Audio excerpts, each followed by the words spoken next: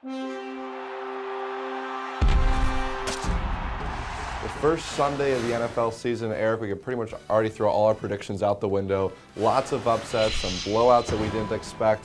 But the focus was on the rookie quarterbacks in this first day, and one of those quarterbacks, Robert Griffin III, was a big reason for a huge upset in New Orleans. I think you could say it was one of the best rookie quarterback performances in his first game. I mean, it really was a perfectly clean sheet. I mean, no major mistakes. He took one sack at the end of the game, but heck, that's nitpicking. I thought he threw the ball outstanding, and a really smart plan by the Redskins. They got him going early with a lot of high percentage, short passes, got him in rhythm, and then he broke free with that big play to Garcon.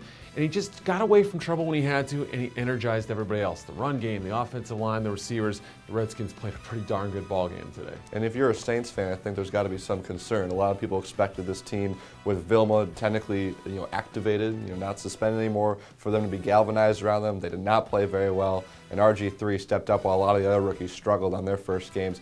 Speaking of two other teams that kind of eked out victories, look at Philadelphia against Cleveland, only winning by 1 point. Michael Vick throws 4 interceptions. What's the concern level in Philadelphia right now? Yeah, the Browns gave them almost every opportunity, to win that game, and really they just barely took advantage of it. I think the offensive line and Vick are big concerns right now. The only guy up front is Todd Herremans that seems to really do his job consistently in and out. And Vick, you couldn't trust him there at the end of the game. I mean, they went to the rushing attack at the end of the game when they're down 6. Usually do that at some point.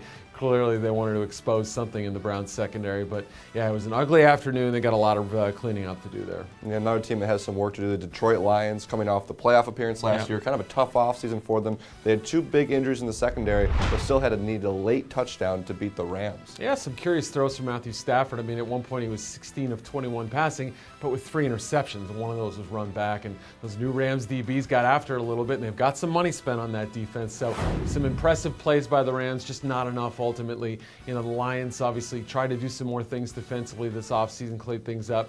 That's going to be part of the deal, but Stafford has to play a little smarter. They don't have that run game to lean back on every week. 3 interceptions for Stafford and what looked like interception Sunday in the NFL. But the game of the week is how we're going to conclude Snap Judgments. 49ers, Packers, 2 of the best teams in the entire league, and boy did San Francisco make a statement. Yeah, old school versus new school, and I think the old guys took this one. It was 30-22, but it felt a lot bigger than that. I mean, the 49ers dominated the play. They kept everything short in the passing game, nothing allowed in the running game. Those linebackers made huge plays. Ahmad Brooks and Navarro Bowman were huge for the defense of the 49ers in that run game when it had to be. I mean, Frank Gore showed up once again, and Jim Harbaugh, a great coaching performance and a victory at Lambeau Field. Yeah, Harbaugh pretty animated with the referees, but he gets out of there with the victory. Check out all our analysis from Week 1. Head to our website at ProFootballWeekly.com.